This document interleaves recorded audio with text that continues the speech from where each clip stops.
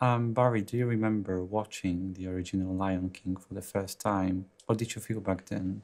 I don't remember watching it for the first time, but I do remember watching it very early. I was babysitting my nephews, and you're trying to find which movie is going to hold their attention the most. This is pre iPads, pre iPhones. You had to find a VHS tape to help you calm these kids. And I remember understanding they were processing some very complex emotions for the first time and how powerful that was. And did you try to revoke those emotions in Mufasa to make the audience experience what even your nephews experienced? You know, it's an interesting question. I didn't try to replicate that feeling, but I did try to hold on to that energy to sort of remember what that felt like. You know, Jeff Nathanson did a great job with the script in finding new ways to sort of like excavate and deal with some of these very complex emotions, as I like to say. What I love about, you know, working on this film is the energy, you know, of that movie, the spirit of it was the important thing to sort of like always hold as a North Star.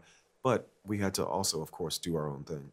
Your film makes Mufasa's and Scar tale even more tragic because it Hmm. feels like Scar is a victim of his own family heritage, Hmm. upbringing, or even a couple of unfortunate coincidences. Hmm. So the script doesn't always criticize him, and I'm curious, do you believe in like less unequivocal storytelling? Well, I just think that, 1994, you know, I think was a simpler time, a simpler story format.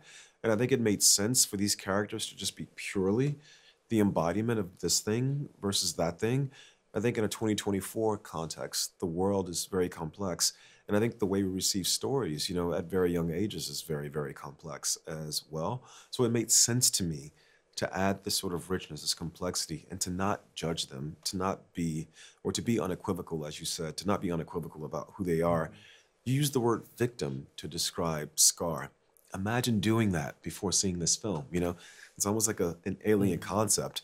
You know, he's a victim of circumstance in a certain way, and yet he is the product of his own choices. I think I love that Jeff in his script and what we tried to do in making the film was to make it very clear that he did manifest himself, but it came out of, you know, all this other stimulus. It came out of, you know, the family he was born into.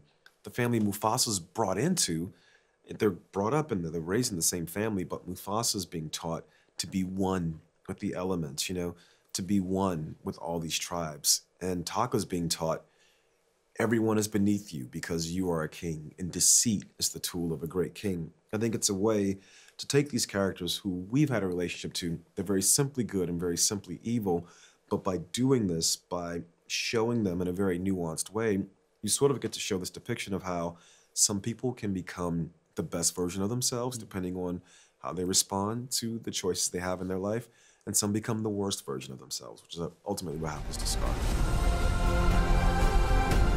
Mufasa, Cool Lev.